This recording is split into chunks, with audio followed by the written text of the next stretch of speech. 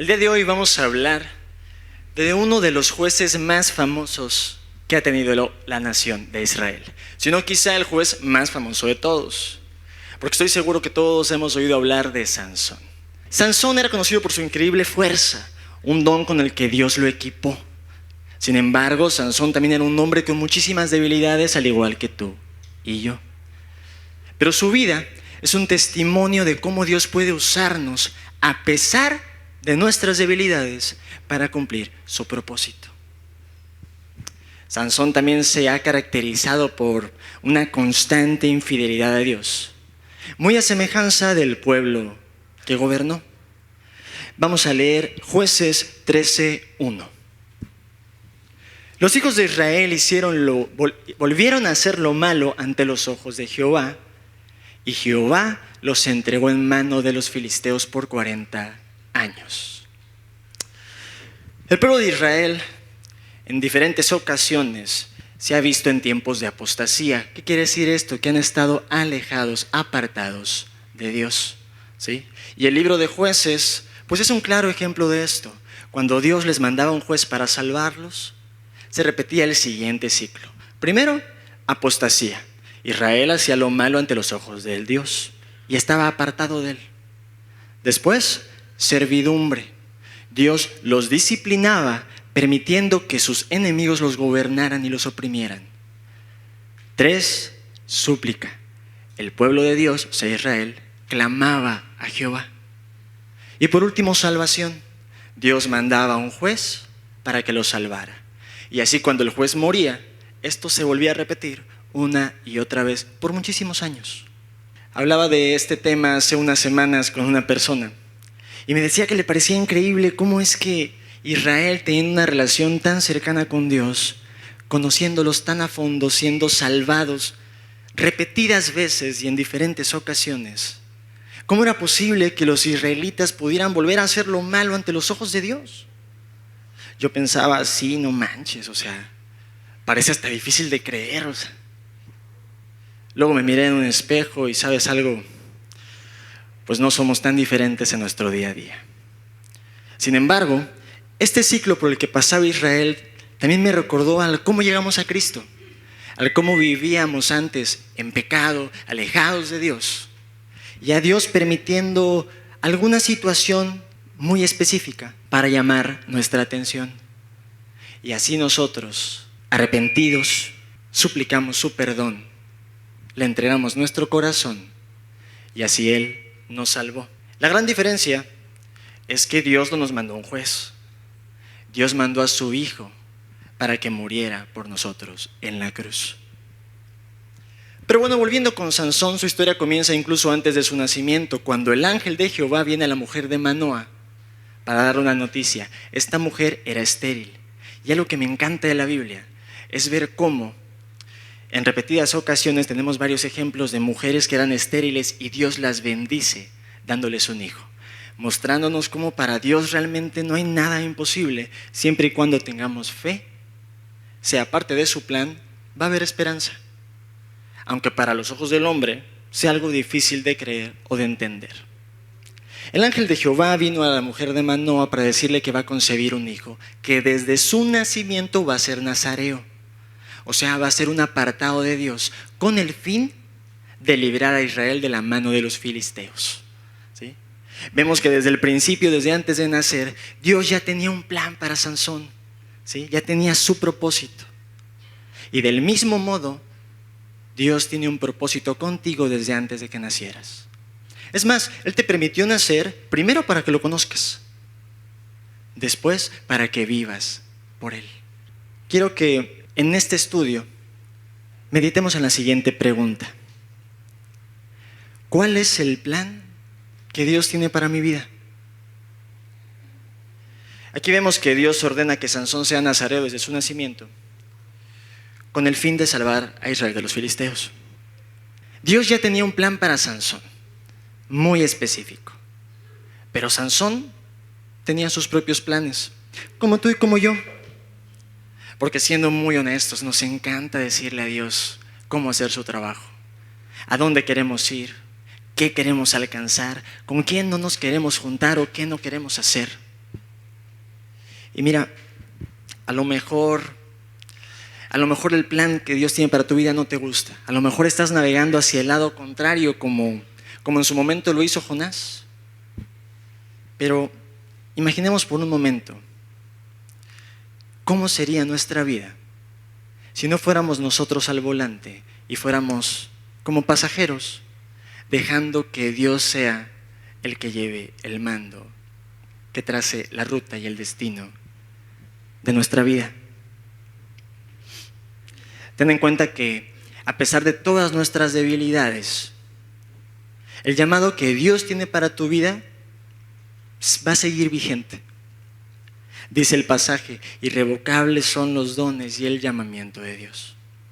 Pero volviendo con Sansón y con el nazareato, para los que no sepan, esto era algo que cualquier israelita del tiempo pasado podía hacer, era elección propia. Si leemos el libro de Números en el capítulo 6, vamos a tener, más conocimiento de todo lo que conllevaba ser nazareo. En estos momentos se los voy a resumir y quiero que se acuerden conmigo de esto. Primero, debía abstenerse del vino, de la sidra y de cualquier producto de la vid. Segundo, no podía cortarse el cabello, eso todos lo sabemos. Y por último, no debía acercarse a cadáveres. ¿Sí? Vamos a leer Jueces 14, 1 al 2.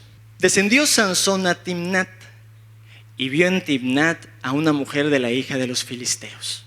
Y subió y lo declaró a su padre y su madre diciendo: yo he visto en Timnat una mujer de las hijas de los filisteos. Os ruego que me la toméis por mujer. Ay, Sansón, desde aquí ya iniciamos mal, ¿verdad?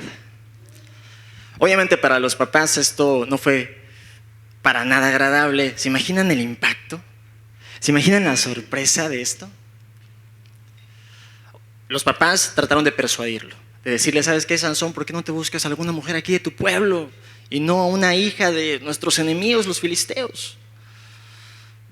Pero a Sansón no le importó y descendió a tomar por mujer a la hija de los filisteos. Sansón tenía un llamado, pero se dio ante la tentación. Siempre vamos a descender cuando empezamos a seguir nuestro plan en vez del plan de Dios. Mira, si nuestras decisiones no están alineadas con el plan de Dios, solo vamos a abrir puertas a problemas más adelante. ¿Cuántas elecciones pueden parecer inofensivas, nimiedades, y sin saberlo nos está alejando del plan que Dios tiene para tu vida? Y en este caso Sansón lo ejemplifica a la perfección. Sin embargo, dice la Biblia que esto que estaba sucediendo venía de parte de Jehová, porque Jehová buscaba ocasión contra los filisteos. Vemos que a pesar de las cuestionables decisiones y elecciones de Sansón, Dios tenía su plan y lo iba a ejecutar. Pero ojo, esto no es una justificación para desobedecer. Dice la Biblia que cuando ellos llegaron a Timnat, un león joven se abalanzó sobre Sansón rugiendo. Y es aquí donde vamos a ver la primera muestra de esta gran fuerza tan característica de Sansón.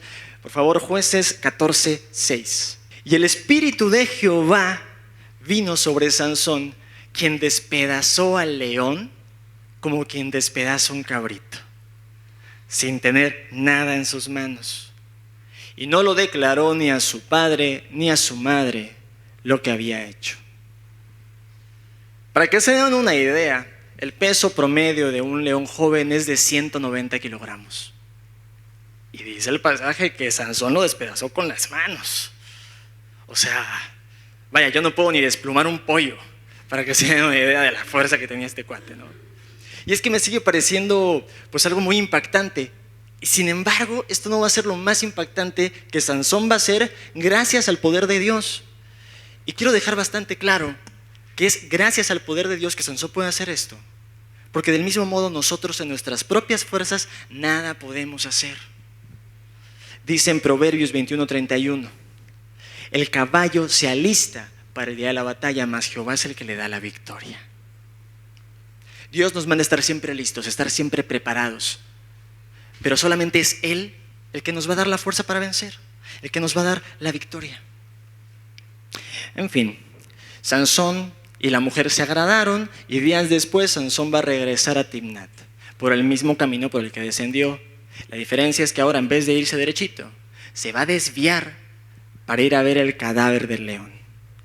Y si se acuerdan de los votos del nazareo que les mencioné ahorita, ¿se medio acuerdan cuáles eran? Primero, no beber vino, ni sidra, ni ningún producto de la vid, no te vas a cortar el cabello y no vas a acercarte a cadáveres, exactamente. Y pues vemos que Sansón deliberadamente se desvía para ir al cadáver del león. Dentro del cadáver se encuentra un panal de abejas, el cual se lo lleva y se lo va comiendo. Muy quitado de la pena, el cuate llega con sus papás y hasta les invita de comer. Obviamente no les dijo de dónde sacó este panal. ¿Por qué? Porque él sabía que estaba rompiendo uno de sus votos como nazareo. Vamos conociendo un poco más de la personalidad de Sansón, un muchacho caprichoso, impulsivo, sin control de sus emociones. Y oye, no estoy hablando de ti ni de mí, pero cualquier parecido con la realidad es mera coincidencia. Sansón hace lo que es bueno ante sus ojos. Él vio una mujer filistea y no le importó que fuera extranjera o que estuviera en contra de la ley, y la quiso por mujer. Él se acordó del león y decidió desviarse del camino, sin importarle estar rompiendo uno de sus votos como nazareo. A lo que voy es que un pecado siempre te lleva a otro pecado. Y apenas estamos iniciando. Después de esta situación con el cadáver, se viene el banquete de bodas, ¿no? Recordemos que en aquella época se acostumbraba bastante beber vino. Y por la personalidad que estamos conociendo de Sansón, no me parece ilógico afirmar que Sansón participó activamente de todo lo que había en el banquete. Jueces 14, 11 al 12. Y aconteció que cuando ellos le vieron, tomaron 30, está hablando de los filisteos, tomaron 30 compañeros para que estuviesen con él. Y Sansón les dijo: yo os propondré ahora un enigma, y si en los 7 días del banquete me lo declaráis y descifráis, yo os daré 30 vestidos de lino y 30 vestidos de fiesta. O sea, ahorita a Sansón se la está pasando bomba.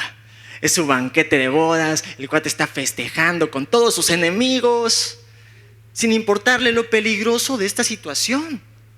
O sea, acaba de romper su voto como nazareo y aparte se mete ahí a jugar con fuego en toda la tentación. Y es que es muy peligroso estar cerca del pecado. Y un error muy común es que pensamos que podamos estar cerca de él o en medio de él sin ensuciarnos. Como creyentes debemos ser muy cuidadosos de no poner a prueba los límites de nuestra fe y de nuestra obediencia. Acuérdense que la tentación y el pecado están a la orden del día. Jueces 14, 14. Entonces les dijo: del devorador salió comida y del fuerte salió dulzura. Y ellos no pudieron declararle el enigma. Sansón acaba de crear un enigma prácticamente imposible para los filisteos. Y ellos lo sabían.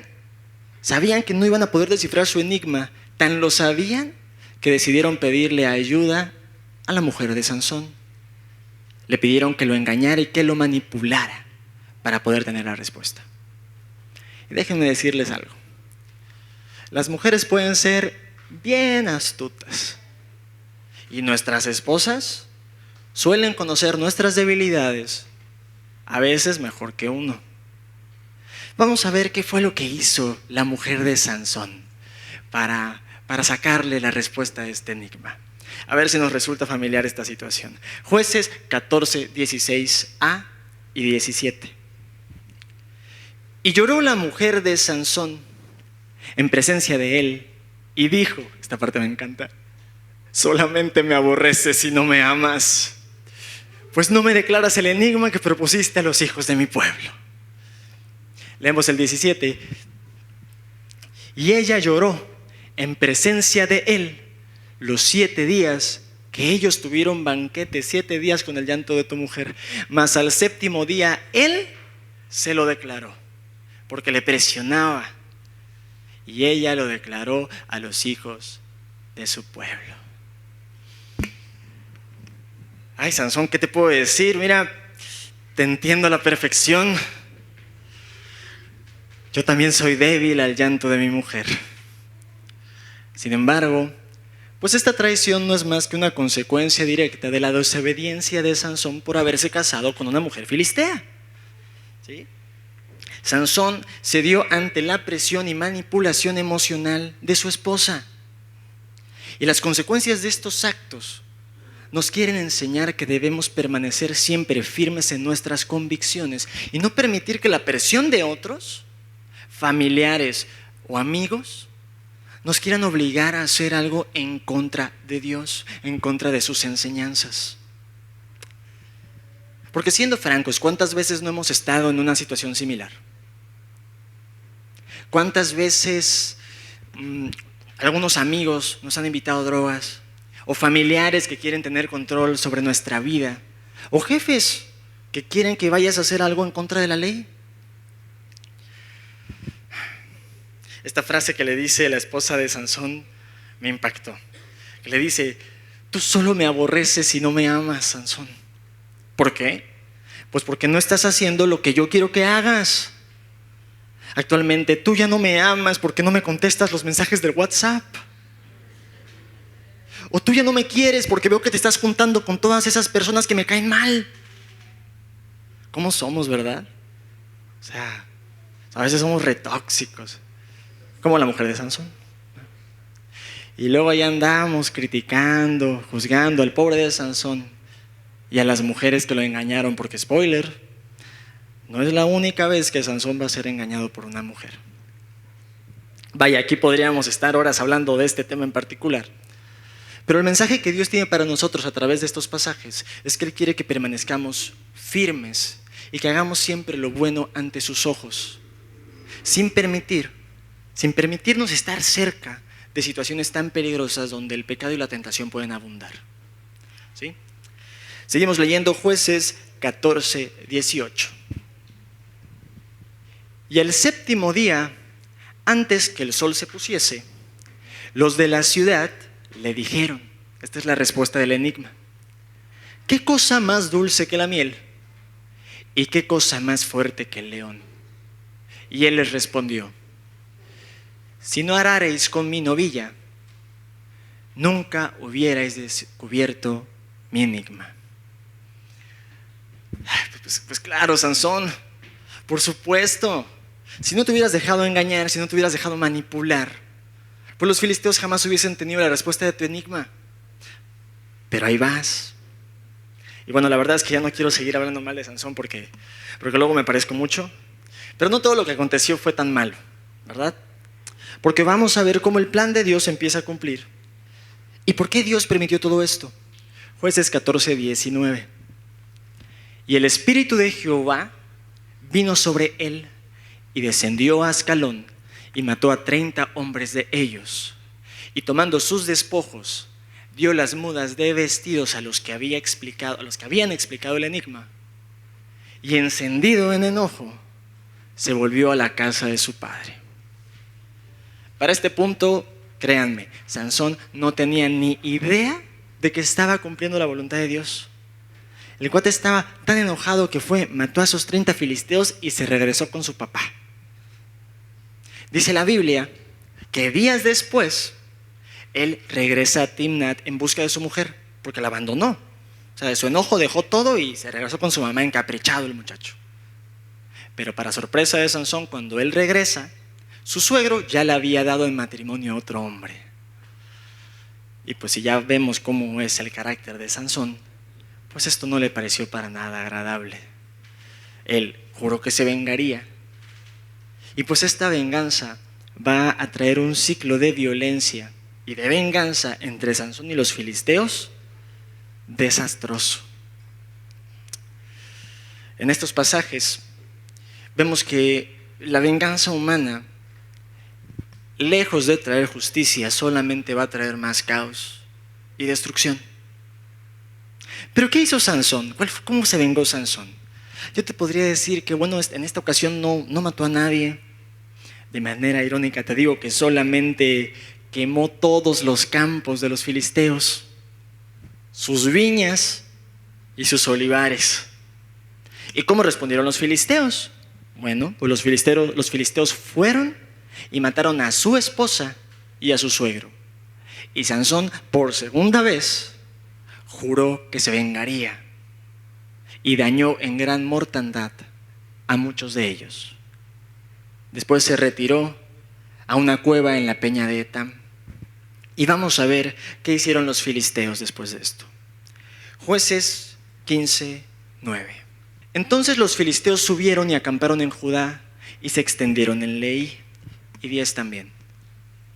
Y los varones de Judá les dijeron: ¿por qué habéis subido contra nosotros? Y ellos les respondieron. O sea, los israelitas no tenían ni idea de lo que había hecho Sansón, por eso estaban tan impactados. Y los filisteos respondieron: a prender a Sansón hemos subido, para hacerle como él nos ha hecho. Vamos a ver si entendimos. O sea, venimos a vengarnos de Sansón porque él se vengó de nosotros primero por lo que nosotros le hicimos que él nos hizo antes. ¿Vemos el ciclo de violencia? ¿Vemos cómo la venganza solamente va a traer más venganza? Dice la Biblia que vinieron 3,000 hombres de Judá a la cueva de Etán en busca de Sansón. No vinieron 100, no vinieron 500, mandaron a 3,000 hombres. Yo te podría decir, ¡ala! ¡Qué exagerados! Para solo una persona 3,000. Pero estamos hablando de Sansón, el cuate que despedazó un león con las manos, que ya lleva pues varias muertes de filisteos. A lo mejor hasta se quedaron cortos, ¿no? Los de la tribu de Judá le dijeron a Sansón: ¿no sabes tú que los filisteos dominan sobre nosotros? ¿Por qué nos has hecho esto? La venganza y la ira son algo tan desagradable, tan horroroso en el ser humano, porque te cegan. Dejas de pensar racionalmente y te mueves únicamente por impulso. ¿Y sabes qué es lo más interesante y desagradable? Que cuando hacemos cosas movidos por estas emociones, creemos realmente que estamos justificados al hacerlas. Sansón les respondió: yo les he hecho como ellos me hicieron a mí. Como chamacos estaban los filisteos y Sansón. Me pegas, te pego. Me robas, te robo. Me engañas, te engaño. ¿Vemos este ciclo de violencia? ¿Vemos este ciclo de venganza? Pero podríamos decir, bueno, es que los filisteos no tienen a Cristo, no lo conocen, por eso son así. Porque se dan cuenta que tendemos a justificar a la gente que todavía no conoce a Dios. Y al Sansón si le decimos: oye, es que este cuate es nazareo, ¿cómo se va a comportar así un hijo de Dios? ¿Cómo es posible que en mi iglesia haya pecadores? ¿No se supone que todos fuimos restaurados por el Señor? ¿Cómo es que tal persona se está comportando de esta manera?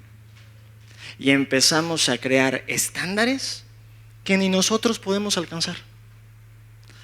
Al punto que quiero llegar es que esta justificación de Sansón no está para nada alejada de la realidad, de la manera en que solemos justificarnos ante los demás cuando nos equivocamos, sin humildad, con orgullo. Decimos: no, yo estaba bien. Si él se ofendió, pues es su culpa. Él me ofendió primero.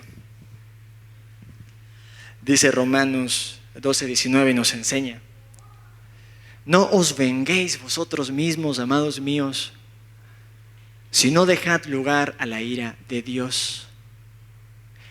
Porque escrito está: mía es la venganza, yo pagaré, dice el Señor. En la vida de Sansón vemos el contraste entre el llamado de Dios y las decisiones humanas. Desde su nacimiento, Sansón ya tenía un propósito, que era salvar a Israel de la mano de los filisteos. Sin embargo, vimos que pues sus elecciones, como casarse con una mujer filistea, pues lo fueron apartando cada vez más de este plan que Dios tenía para su vida. Recuerda que Dios también ya tiene un propósito para ti, desde antes que nacieras. Pero este propósito solamente se puede desarrollar en obediencia. No basta únicamente con ser llamado. Necesitamos poner nuestra voluntad, tener carácter, convicción para seguir lo que Dios tiene planeado. Sansón, como ya vimos, fue víctima de muchos de sus deseos. Y ya vimos también las consecuencias de todos estos actos. La fuerza, los dones, el llamado, nunca van a ser suficientes si no ponemos a Dios en primer lugar en nuestras vidas. Y yo sé que a veces las comparaciones duelen, porque duele ver de repente lo parecido que podemos ser con Israel, lo parecido que podemos ser con Sansón, duele. Pero es muy importante verlo con humildad, ver la Biblia también como un espejo de la cual podemos aprender, de la cual podemos crecer. Hoy es el momento de reflexionar y quiero que te vayas con estas preguntas a tu casa. ¿Estamos viviendo en obediencia a Dios y a su llamado? ¿O estamos dejando que nuestras emociones nos desvíen de su plan? Medita en esto. Ve con Dios. Entrégale eso que estás cargando y que no te permite seguirlo de manera plena. Que Dios los bendiga.